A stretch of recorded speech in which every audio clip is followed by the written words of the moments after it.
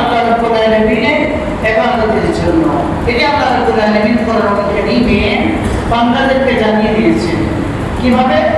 আল্লাহ রাব্বুল আলামিন কোরআন কারীমের ভিতরে বলেন, মা খালাকাতুল জিন্না ওয়াল ইনসা ইল্লা লিয়াবুদুন।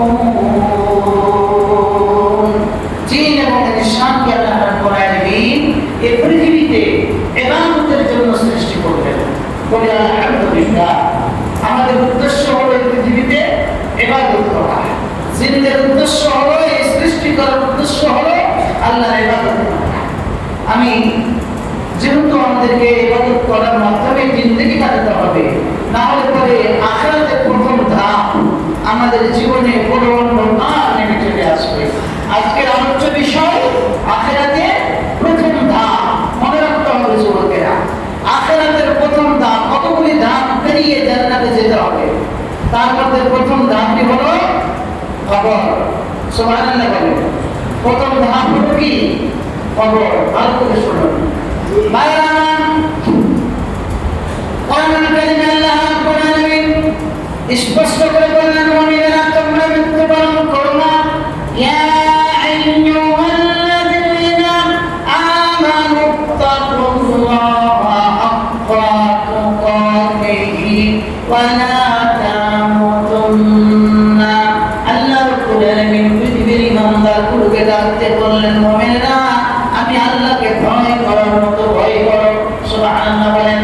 আমি আল্লাহ যেভাবে তোমাদেরকে ভয় করতে বলেছি, যেভাবে তোমাদেরকে চলাফেরা করতে বলেছি, যেভাবে তোমাদেরকে উঠা বসা করতে বলেছি, যেভাবে তোমাদেরকে লেনদেন করতে বলেছি, যেভাবে তোমাদেরকে ব্যবসা পরিচালনা করতে বলেছি, সমাজ পরিচালনা করতে বলেছি, রাষ্ট্র পরিচালনা করতে বলেছি, পরিবার পরিচালনা করতে বলেছি, ঠিক সেইভাবে আমি আল্লাহকে তোমরা ভয় করো, ভয় করার মতো করো।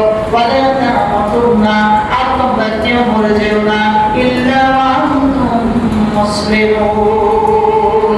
যতক্ষণ না তোমরা পূর্ণাঙ্গ মুমিন না হয়ে গেছো, ততক্ষণ তোমরা কেউ মরে যেও না। কে বলছেন? আল্লাহ রাব্বুল আলামিন বলছেন। মুমিন না হয়ে তোমরা মরো না। তাহলে যারা মুমিন নয়, যারা কাফির, যারা বেদীন, যারা মুশরিক, যারা আল্লাহ দ্রোহী, রাসূল দ্রোহী, তারা তো কেউ মুমিন না। তারা কি মরবে না? না, মারা যাবে সবাই। আল্লাহ পাক মুমিনদেরকে ভালোবাসেন বলে মুমিনদেরকে বলে দিবেন যে মুমিনেরা তোমরা মরে যেও না মুমিন না হয়ে। কারণ মুমিন না হয়ে তোমরা যদি মরে যাও, তোমাদের কঠিন বিপদ কবরের মধ্যে আসবে। আলোচ্য বিষয় আখিরাতের প্রথম ধাপ। সম্মানিত উপস্থিতি, আল্লাহ রাব্বুল আলামিন কোরআন কারীমে উল্লেখ করেছেন, কুল্লু নাফসিন যায়িকাতুল মাউত। যাদেরকে আমি আল্লাহ জীবন দিয়েছি, যাদেরকে আত্মা দিয়েছি, প্রত্যেকটা জীবকে মৃত্যুর করে ধরে করতে হবে। সুবহানাল্লাহ। শুধু মানুষ নয়, শুধু জিন নয়, এই পৃথিবীতে হাজার হাজার মাখলুক আল্লাহ রাব্বুল আলামিন তৈরি করে রেখেছেন। সমস্ত সৃষ্টি জীবকে একদিন মারা যেতে হবে। নির্দিষ্ট সময় পার হলেই, এক সেকেন্ড পার হবে না, এক সেকেন্ড আগেও হবে না, সেই সময় সে মৃত্যুবরণ করবে। মারা যেতে হবে। আমি আগে বলেছি প্রথম ধাপটাই হলো কবর। এই কবরে কেউ যদি মুক্তি পেয়ে যায়, এই কবরে কেউ যদি রেহাই পেয়ে যায়, এই কবরে কেউ যদি শান্তি পেয়ে যায়, বাকি ধাপগুলি তার জন্য সহজ হয়ে যাবে। সুবহানাল্লাহ। বাকি ধাপগুলি কি হয়ে যাবে? সহজ হয়ে যাবে। এটা হাদিস শরীফে এসেছে, আনাস ইবনে মালিক থেকে হাদিসটি বর্ণিত। আল্লাহ রাসূল জনাব মুহাম্মদুর রাসূলুল্লাহ সাল্লাল্লাহু আলাইহি ওয়াসাল্লাম বলেছেন, মৃত্যু ব্যক্তির সাথে তিনটি জিনিস চাই। খুব ভালো করে মন দিয়ে শুনুন, মুরব্বিয়ানে গ্রামেরও ভালো করে আপনারা শুনুন। মানুষ যখন মারা যায়, কবর থেকে যখন তাকে নিয়ে যাওয়া হয়, তিনটা জিনিস সাথে যায়। কয়টা জিনিস? তিনটে জিনিস। তিনটে জিনিস সাথে যায়, দুটো জিনিস ঘুরে চলে আসে, একটা জিনিস থেকে যায়। সুবহানাল্লাহ বলেন। তিনটা জিনিস কি কি সাথে যায়? আল্লাহ রাসূল জনাব মুহাম্মদুর রাসূলুল্লাহ সাল্লাল্লাহু আলাইহি ওয়াসাল্লাম বলেন, মৃত্যু ব্যক্তি যখন মারা যায়, বহন করা হয়, সাথে তার পরিবারের সদস্যরা যায়। সুবহানাল্লাহ বলেন। সাথে তার পরিবারের সদস্য নাই, সম্পদ তার পিছে পিছে যায়, আর তার আমলও সাথে যায়। তিনটা জিনিস একসাথে দৌড় মারেন। কবরে যখন নামিয়ে দেওয়া হয়, কবরে যখন তাকে রেখে দেওয়া হয়, এরপরে সমস্ত আত্মীয় স্বজন যখন কবর দেওয়া শেষ হয়ে যায়, একটা জিনিস থেকে যায়, দুটো জিনিস আবার বাড়ির দিকে ফিরে চলে আসে। আল্লাহু আকবার। পরিবারের কোনো সদস্য থাকবে না, কেউ থাকবে না রে বন্ধুরা, দোস্তরা, মুরব্বিয়ানে গ্রামেরা, কেউ কবরের কাছে থাকবে না, থাকার সুযোগ নাই। যদিও কবরবাসী মৃত ব্যক্তি মনে করবে শেষ পর্যন্ত যে দুইজন তিনজন কবরের মাটিতে নেমে গেছে, এরা বুঝি আমাকে ছেড়ে যাবে না, এরা বুঝি আমাকে রেখে পালিয়ে যাবে না, এরা হয়তো আমার সঙ্গে থাকবে। নির্মল ইতিহাস হলো কবরের ওই দুই তিনজন যারা নামে, অল্প সময়ের পরে লাশটা নামা পর্যন্ত তারা থাকে। লাশ নামা হয়ে গেলে পরে ওই দুই তিনজন যারা কবরে নামে, ওরা কিন্তু আর কবরে থাকে না। পরিবারের আপনজনের নামে, বাবা চলে গেছে মারা গেছে, সন্তান নামে, সন্তান চলে গেছে মারা গেছে, বাবা বেঁচে থাকলে নামের মতো বাবা কবরে নামে, চাচা নামে, ভাতিজা নামে, আপনজনরাই কবরে নেমে ছেলের নামে লাশটাকে নিয়ে কবরে রেখে যায়। আপনজন মনে করে, বাবা মনে করে আমার এত সুন্দর ছেলে, যাকে জীবন দিয়ে আমি ভালোবেসেছি, সবকিছু তার জন্য উজাড় করেছি, এই সন্তান বুঝি আমাকে ছেড়ে যাবে না, সন্তান বুঝি থেকে যাবে। ভাইরা আমার, মা মনে করবে আমার সন্তানকে আমি কষ্ট করে মানুষ করেছিলাম, ওই সন্তান আজকে কবরে হয়তো আমার সঙ্গে সঙ্গী হিসাবে থাকবে, কিন্তু ছেলেও থাকবে না, ভাতিজাও থাকবে না, বংশগড়িও থাকবে না, আপনজনেরাও থাকবে না রে বন্ধুরা। সবাই কবর থেকে উঠে কবর সমাপ্ত করে দিয়ে সবাই আপন আপন বাড়ির দিকে রওনা করবে। কবরবাসী একা হয়ে যাবে, একান্ত একা, অন্ধকার কবর। তাহলে পরিবার ঘুরে চলে আসবে, কেউ থাকবে না, থাকার সুযোগ নেই। থাকার সুযোগ আছে? কোনো সুযোগ নেই। যে মায়াতের পক্ষ থেকে আপনি প্রশ্নের জবাব দেবেন ফেরেশতা, সুযোগ আছে? কোনদিন এর সুযোগ তৈরি হবে না। ভাইরা আমার, পরিবার চলে আসলো, যার সম্পদ তার ছিল, সম্পদ কি কবরে নিয়ে যেতে পারবে নাকি? সম্পদ কবরে যাবে না রে বন্ধুরা, সম্পদ তার সব ফিরে আসবে। তার মানে তার সম্পদ যা পৃথিবীতে রেখে গেল, আত্মীয় স্বজন হত্যার ভিতরে বন্টন শুরু হবে। শুধু থেকে যাবে একটা জিনিস, সেটি হলো তার সৎ আমল অথবা খারাপ আমল। সৎ আমল হলো তো আলহামদুলিল্লাহ, আর যদি খারাপ আমল হয়ে যায় নাউজুবিল্লাহ, সৎ আমল ছাড়া আর তার কিছুই থাকবে না। তাহলে দুটো জিনিস ফিরে চলে আসলো। থাকলো কয়টা জিনিস? একটা জিনিস আমল। আল্লাহ রাসূল জনাবে মুহাম্মদুর রাসূলুল্লাহ বলেন সাল্লাল্লাহু আলাইহি ওয়াসাল্লাম, তিনি বলছেন প্রথম ধাপ হচ্ছে কবর। প্রথম ধাপ কি? কবর। কবর যুবকের গান খারাপের শুনতে হবে। আপনারা জানেন, জানা কথাগুলি আবার রিপিট করে দেব, ঈমান তাজা হবে। আল্লাহ রাব্বুল আলামিন আশারে মুবাশশারা 10 জন সাহাবীকে দুনিয়াতে বেঁচে থাকতে জান্নাতের সার্টিফিকেট দিয়েছিলেন। সুবহানাল্লাহ বলেন। বেঁচে থাকতে রাসূলকে জানিয়ে দিয়েছেন এরা জান্নাতি। আবু বকর জান্নাতি, ওমর জান্নাতি, উসমান জান্নাতি, আলী জান্নাতি।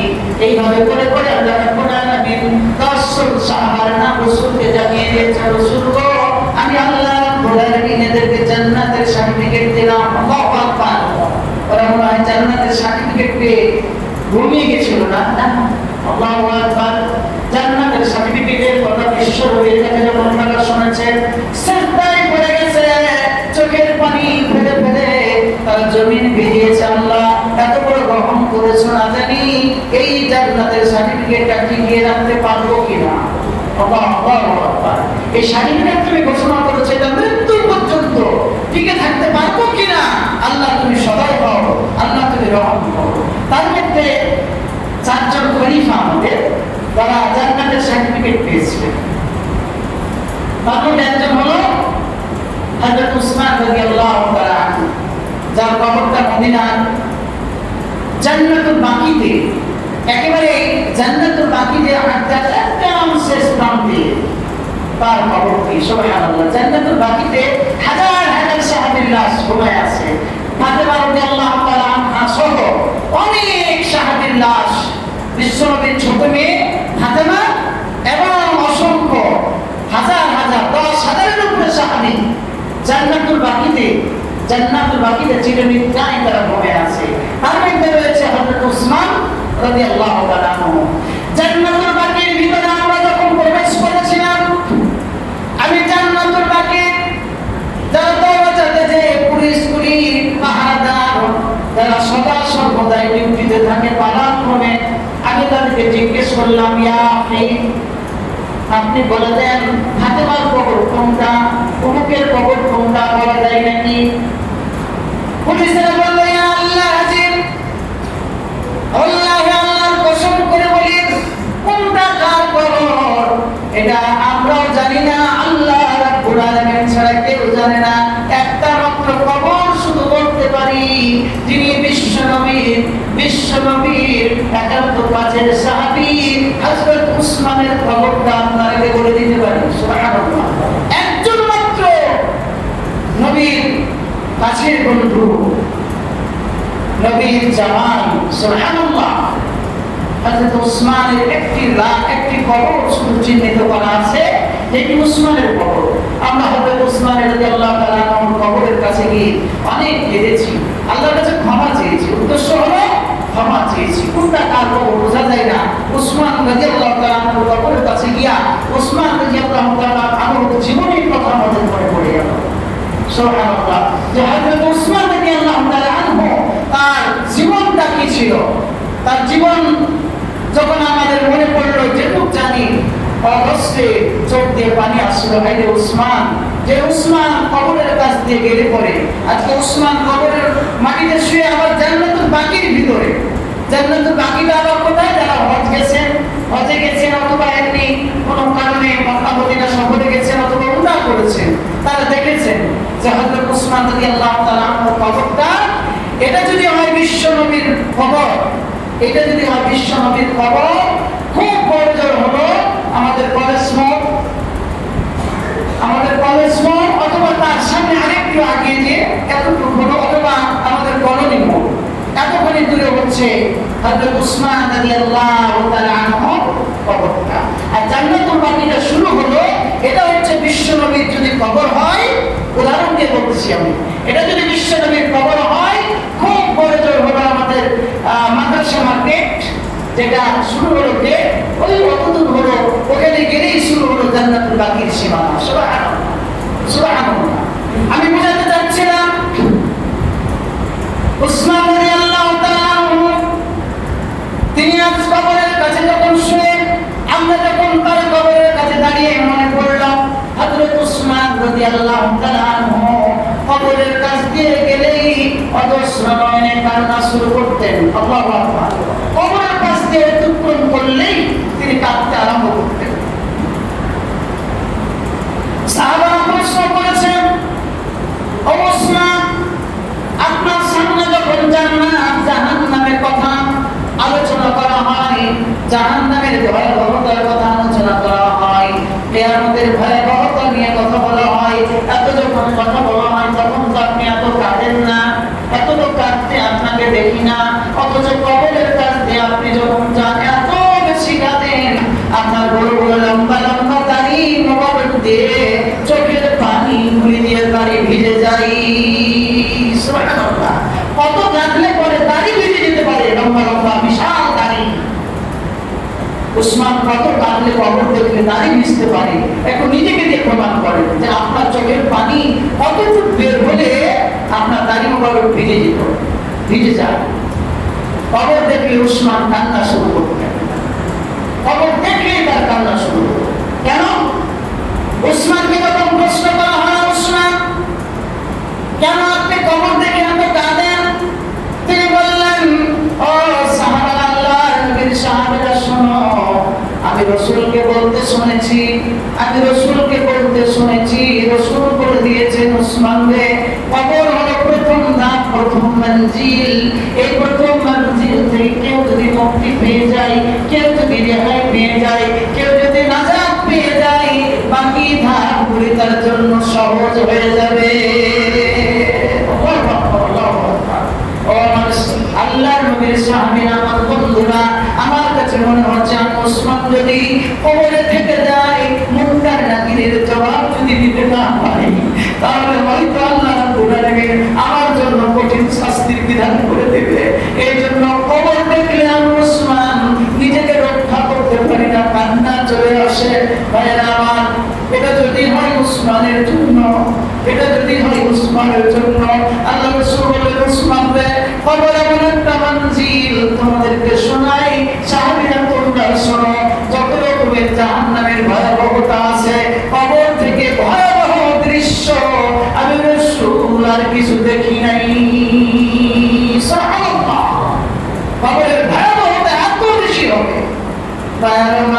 উসমান এমনি কাঁদে না, এমনি কাঁদে না। ওই কবরে যখন আপনি আমি যাব, একাকী থেকে যাব, অন্ধকার কবরের মধ্যে কেউ থাকবে না বন্ধু, কেউ থাকবে না মুরব্বিয়ানেরা, আপনি একাই, সাথে থাকবে আপনার আমল। আমল যদি ভালো হয়ে যায়, আমল যদি সঠিক হয়, জান্নাতে যাওয়ার আমল হয়, কোনো ভয় না, চিন্তাও নাই। আর যদি আমল আপনার খারাপ হয়, আমল যদি আপনার আমার খারাপ হয়ে যায়, কেউ রক্ষা করতে পারবে না।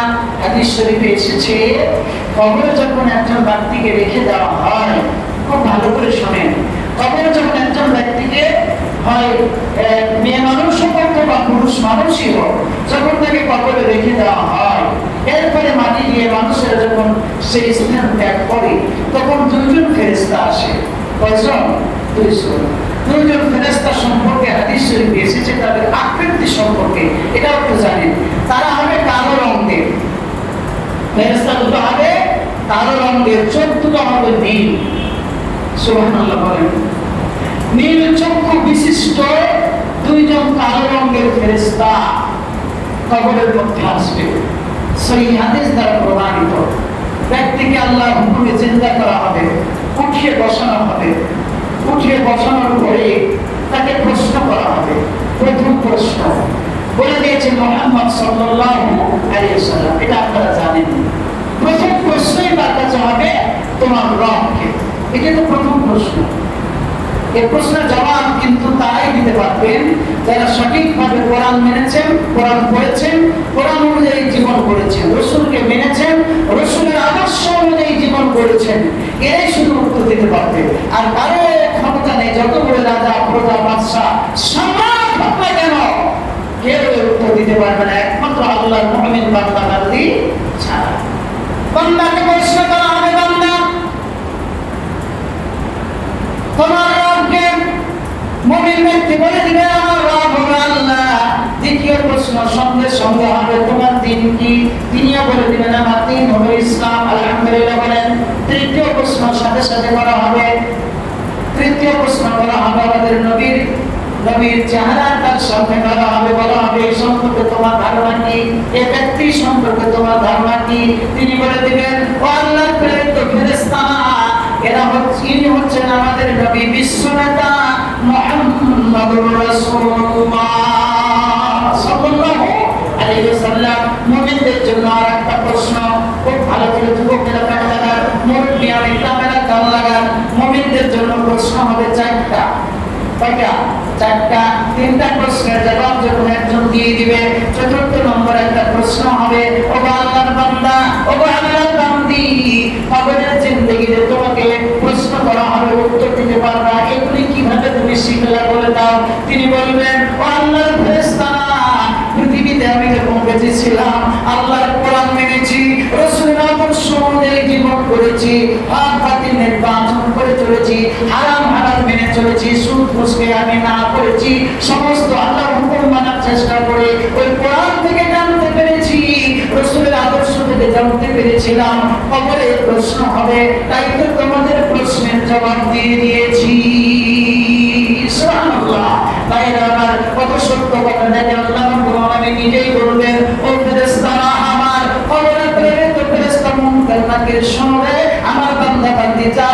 সত্য কথা বলেছে, সুতরাং আর বিরক্ত করো না। কবরটার সঙ্গে জান্নাতের কানেকশন দিয়ে দাও, জান্নাতে আরামায়েশের ব্যবস্থা দিয়ে দাও, জান্নাতি লেবাস দিয়ে দাও, জান্নাতের পোশাক দিয়ে দাও। আর আমার বান্দা বান্দি তার কবর থেকে যতদূর দেখতে পায় দৃষ্টি সীমা, ততদূর কবরটাকে প্রশস্ত করে দাও।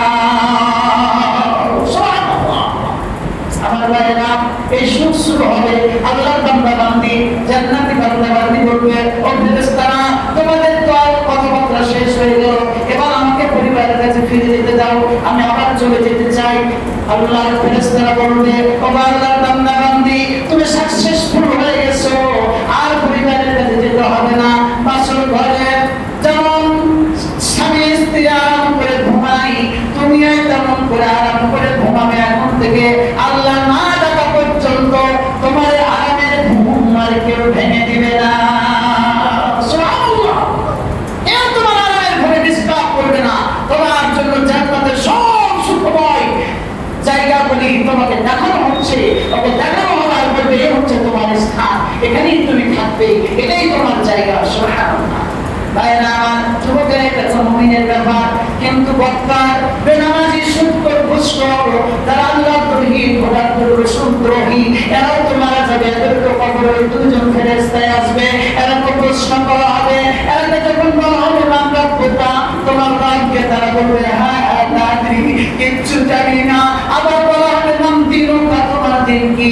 আবার আফসোস করে বলবে কিছু জানি না। নবীকে দেখিয়ে বলা হবে এটা সম্পর্কে তোমার ধারণা কি? আমি কিছুই জানি না। এমন একটা বিকট আওয়াজ আসবে, ওরে আমার মুনকার নাকির ফেরেশতা, আমার এই বান্দা বান্দি যা বলছে সব মিথ্যা কথা বলছে, সব মিথ্যা কথা বলছে। দুনিয়াতে সব বুঝে সব জেনেছে, শুধুমাত্র আমি আল্লাহর হুকুম মানে নাই। সুতরাং জাহান্নামের সঙ্গে কবরের তার সম্পর্ক করে দাও, জাহান্নামের তার কবরে সেট করে দাও, জাহান্নামের বিছানা দিয়ে দাও, জাহান্নামের সবকিছু লেবাস দিয়ে দাও। শুধু তাই না, কবরকে হুকুম করা হবে, কবরকে বলা হবে কবর রে, একে দুই দিক থেকে চাপ দাও, কবরের মাটি দুই দিক থেকে চাপ দেবে। এমন করে চাপ দিবে রে বন্ধুরা, হাড়গুড়ি ভেঙে তুলার মতো হয়ে যাবে। আবার সঙ্গে সঙ্গে ঠিক হয়ে যাবে। আবার কবরটা চাপ দিবে রে ভাই, আবার কবরটা চাপ দিবে, হাড়গুড়ি ভেঙে যাবে, সমস্ত কিছু চূর্ণ বিচূর্ণ হয়ে যাবে। ওই মৃত্যু ব্যক্তি, ওই বক্তার ব্যক্তি এত জোরে চিৎকার করবে, এত জোরে চেঁচামেচি করবে, শুধুমাত্র জিন এবং ইনসান ছাড়া পৃথিবীর সমস্ত কিছু শুনতে পাবে। তার চিৎকার যদি পৃথিবীর মানুষেরা শুনতো, কবর তো ছেড়ে দিত, কবরের কাছে কেউ যেত না, ভয়ে যেত না। বাইরে আমার শুধু তাই না, বেনামাজি সুদখোর ঘুষখোর অসৎ লোককে একটা হাতুড় দিয়ে পিটানো হবে। ওই হাতুড়টা যদি উহুদ পাহাড়ে মারা হতো, পুরো পাহাড়ে যদি আঘাত করা হয়, ওই পাহাড়টা ধুলা হয়ে যাবে, ধুলির মতো উড়ে যাবে। ওই পাহাড় দিয়া বেনামাজি অসৎ লোককে কি বলে, ওই হাতুড়ি দিয়ে পিটুনি দেওয়া হবে, তার মাথার উপরে আঘাত করা হবে। আঘাত করার সঙ্গে সঙ্গে তুলার মতো উড়ে যাবে, আবার ঠিক হয়ে যাবে, আবার সে চলবে। পর্যন্ত তাদের শাস্তি অব্যাহত থাকবে, কেউ তাকে বাঁচাতে পারবে না। কিয়ামতের উপরে বিচার বিকাশ হওয়ার পরে আবার জাহান্নাম তার জন্য অপেক্ষা করছে। বন্ধুরা, কবরের প্রথম ধাপ, আখিরাতের প্রথম ধাপ কবর। এই কবরে বাঁচার জন্য যদি আপনি আমি আমরা চেষ্টা না করি, যে কোনো সময় তো মালাকুল মউত আপনাকে আমাকে আঘাত করবে। সব সময় প্রতিদিন আমরা জানাজার কথা শুনছি, আজকে বন্ধু গেল, আর বান্ধবী গেল, আজকে অমুক চলে গেল, অমুক পড়োশি গেল, অমুকের অমুক চলে গেল, আজ আমার আত্মীয় স্বজন অমুক হঠাৎ করে চলে গেল, স্ট্রোক করে মারা গেল। কত কি শুনতেছি, তারপরে কি ভয় জাগ্রত হচ্ছে না? এই মৃত্যুটা যদি আপনার হয়, আমার হয়, তখন কি হবে একটু ভাবুন। যা বলতেছি সব সত্য কথা বলছি, হাদিস থেকে বলছি, সহিহ হাদিস থেকে বলছি। এরপরেও যদি আপনার আমার দিশে না হয়, আমলের জন্য যদি খেয়াল না হয়, তাহলে আর করার কি থাকে বলেন? তাহলে আর কে হেদায়েত দিবে? হেদায়েতের জন্য আল্লাহর কাছে চাইতে হবে, সৎ পথে পরিচালিত হওয়ার জন্য আল্লাহর কাছে দোয়া করতে হবে। আসুন যুবকেরা, আমরা অনেক পিছিয়ে যাচ্ছি, রমাদান চলে গেছে, আমরা অনেক পিছিয়ে যাচ্ছি, অনেক পিছিয়ে যাচ্ছি। সুতরাং আমরা যেন পিছিয়ে না যাই। রমাদান শেষ, আমাদের এবাদত অনেকের শেষ হয়ে গেছে। রমাদান মাসে নেশা করতাম না, এখন নেশা করা শুরু করেছি। রমাদান মাসে সিগারেট খেতাম না, এখন আবার খাওয়া শুরু করেছি। রমাদান মাসে জর্দা ছেড়েছিলাম, এখন আবার জর্দা খাওয়া শুরু করেছি। রমাদান মাসে মিথ্যা ছেড়েছিলাম, এখন আবার শুরু করেছি। সুদ ছেড়ে দিয়েছিলাম, এখন আবার শুরু করেছি। রমাদান মাসে নামাজ পড়েছি 5 ওয়াক্ত, এখন 1 ওয়াক্ত নেই। জুমাটাও আর ভুলে যায়। বন্ধুরা, এই কথাগুলি যদি আপনার ভিতরে এতটুকু তোলা দেয়, এতটুকু ভয় জাগ্রত করে মৃত্যু একদিন আসবে, প্রথম ধাপ আখিরাতের কবরগামী জায়গাটা আমাদের অবধারিত। সেই জন্য আপনাদের অনুরোধ করবো, আসুন আমরা এই নামাজ যেন ছেড়ে না দিই। নামাজ পড়ে মানুষকে অন্যায় অবিচার থেকে বাঁচাতে, নামাজ পড়ে সমস্ত অশ্লীল বেহায়াপনা কাজ থেকে আমাকে হেফাজত করতে। আল্লাহ রাব্বুল আলামিন আখিরাতের প্রথম ধাপের এই কথাগুলি শোনার পরে আমাদের সকলের ভিতরে ভয় জাগ্রত করে আল্লাহ তাআলা তার নিবেদিত বান্দা হিসেবে আমাদেরকে কবুল করুন। আমরা বলি আমিন, আল্লাহুম্মা আমিন, আল্লাহুম্মা আমিন। সম্মানিত উপস্থিতি, আপনাদেরকে একটা দোয়া চাই। আমাদের অত্যন্ত কাছের এবং শ্রদ্ধাভাজন শিক্ষক, রহমপুর ঈশ্বরী সরকারি কলেজের অবসরপ্রাপ্ত পদার্থ বিভাগের সহকারী অধ্যাপক শেখ আলাউদ্দিন শাহ, তিনি এবার হজে যাচ্ছেন। আগামী 12 মে তিনি আমাদের এখান থেকে রওনা দিবেন। তিনি আপনাদেরকে সালাম জানিয়েছেন, ওয়ালাইকুম আসসালাম। তিনি আপনাদের কাছে দোয়া চেয়েছেন। আমরা তাদের জন্য দোয়া করি, আল্লাহ রাব্বুল আলামিন তাকে যেন মকবুল হজ কবুল করেন। আমরা বলি আমিন। শুধু তার জন্য নয়, গোটা বাংলাদেশের যারা এবার হজের জন্য নিয়োগ করেছেন, আল্লাহ তাআলা সকলের হজগুলিকে যেন কবুল করেন। আমিন। সকলকে সুস্থভাবে হজ করার তৌফিক দেন। আমরা বলি আমিন।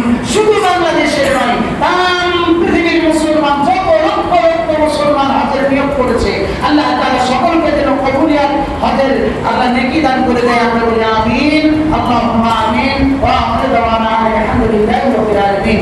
আউযু বিল্লাহি মিনাশ শাইতানির রাজিম। বিসমিল্লাহির রাহমানির রাহিম। ইয়া আইয়ুহাল্লাযীনা আমানু ইয়াতালু বিস-সালাতি ফি ইয়াউমিল জুমআহ ফাসআউ ইলা যিকরিল্লাহি ওয়া তাদউ তা'আলি যালিকুম খায়রুল লাকুম ইন কুনতুম ta'lamun।